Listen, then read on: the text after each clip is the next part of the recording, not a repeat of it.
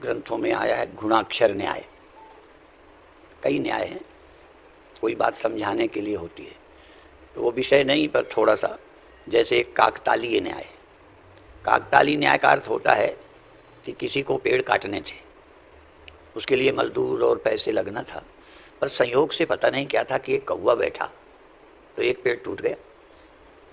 तो उसने सोचा कि इतनी झंझट क्या करना, कौवा पकड़ते हैं, पेड़ पर बिठाएंगे, सब टूटते जाएंगे। तो वो तो इसको बोलते हैं किसी कारण से कुछ हो गया। वो नियम नहीं है कि कौवे से टूटेगा, वो अचानक हो जाने वाली घटना है। तो इसी तरह गुणाक्षर न्याय है। घुन जब लकड़ी में चलता है तो छेद करते घूमता है, तो संयोग से कोई अक्षर बन जाए, जो हम पढ़ते हैं उस तरह का कोई अक्षर बन जाए, तो वो अक्षर बना नहीं रहा, वो बन गया। तो ये भी कल्याण में कई बार घुन की तरह कुछ करते करते अचानक ध्यान लग गया, अचानक और कुछ घटना अच्छी घट गई, तो इसको बोलते हैं गुणाक्षर न्याय। ऐसा नहीं है कि वो अक्षर बना पाएगा, पर वो बन गया। तो कुछ लोगों का कल्याण ऐसे भी हो जाता है, विधि विधान नहीं जानते, करते करते कोई ऐसा हो गया। तो काकतालीय न्याय और गुणाक्षर न्याय ये है। तो हम क्या भी बताना चाहते कि हम अभी भी सोचते रहते हैं। क्या सोचते हैं कि मोक्ष क्या है, माने मुक्ति क्या है।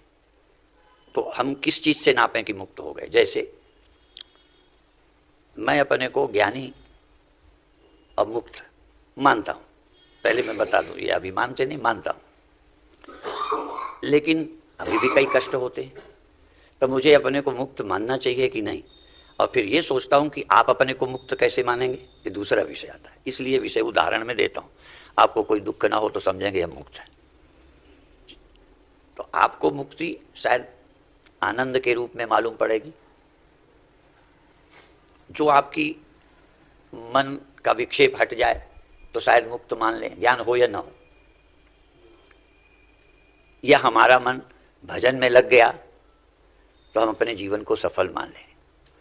अब हमारा मन किसी दिन नहीं लगे तो नहीं सही, आनंद मिले तो ठीक, नहीं तो नहीं सही, पर फिर भी कहीं गहरे में हम निश्चिंत हो गए, जैसे मुक्ति के लिए कुछ करते ही नहीं है। और थोड़ा बहुत कभी किया भी तो मन में कोई विक्षेप आ गया तो उसको हटाने के लिए कुछ कर लिया, ध्यान कर लिया, किसी में लगा लिया। अब कुछ हम पाने के लिए नहीं, अब हम ध्यान पाने के लिए नहीं, मन की आई हुई परिस्थिति, जैसे मकान आपका बना हुआ है, तो अब मकान बनाने के लिए आप कुछ नहीं करते। कभी कभी गंदा हो गया तो लिपाई पुताई कर ली, सफाई कर ली, मकान तो बन चुका।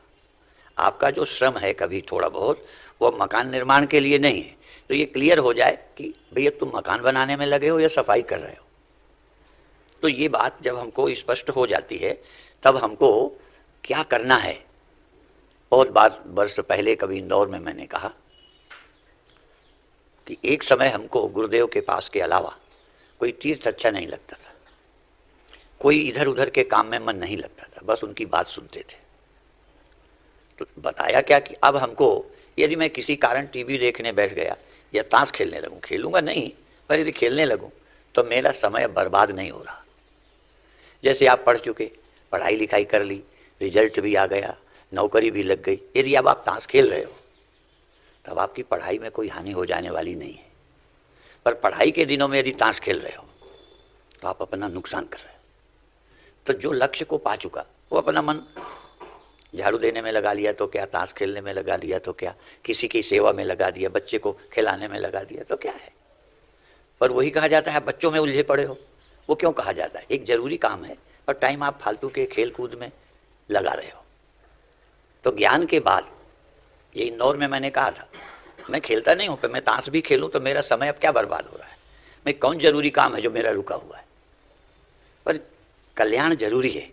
तो यहाँ तक ज़्यादा समय यदि धंधे में भी दे रहे हो तो धंधा जरूरी तो है, पर उससे भी जरूरी काम है इस सत्य को समझना। तो इसलिए उसके लिए ये दोहा है जो अक्सर सुनाते हैं, जिंदगी जब तक रहेगी फुर्सत न होगी काम से, कुछ समय ऐसा निकालो। क्योंकि काम तो आप जरूरी कर रहे हो, बेकार नहीं कर रहे हो। दुकान जरूरी है, परिवार के काम जरूरी हैं, गैर जरूरी नहीं है, पर फिर भी कुछ समय निकाल लो। उन जरूरी कामों को करते हुए बहुत जरूरी काम के लिए थोड़ा समय निकाल लो। उसके लिए एक श्लोक अधिकतर शतम विहाय भोक्तव्यम, माने 100 काम पड़े हों, पर यदि टाइम खाने का है, भूख है तो खा लो, छोड़ दो काम। क्योंकि सारे काम इसी पर निर्भर हैं। शरीर की परवाह नहीं करोगे तो और काम ज्यादा में लग गए तो शतम विहाय भोक्तव्यम, 100 काम छोड़ करके खा लेना चाहिए। सहस्रम स्नान माचरे, हजारों काम पड़े हों तो नहाना जरूर कर लो। लक्षम विहाय दातव्य, लाखों काम छोड़कर किसी को कुछ देना हो तो दे के निपटाना चाहिए। अकोटिम त्यक्त्वा हरिम भजेत, करोड़ों काम पड़े हों तो भी परमात्मा का स्मरण कर लेना चाहिए। अब सामान्य रूप से जो जहाँ है वो अपने स्तर से भगवान का स्मरण कर भी लेता है, आप सब कर लेते हैं, पर हमारी दृष्टि से परमात्मा का बोध के बाद स्मरण क्या है, उसकी याद।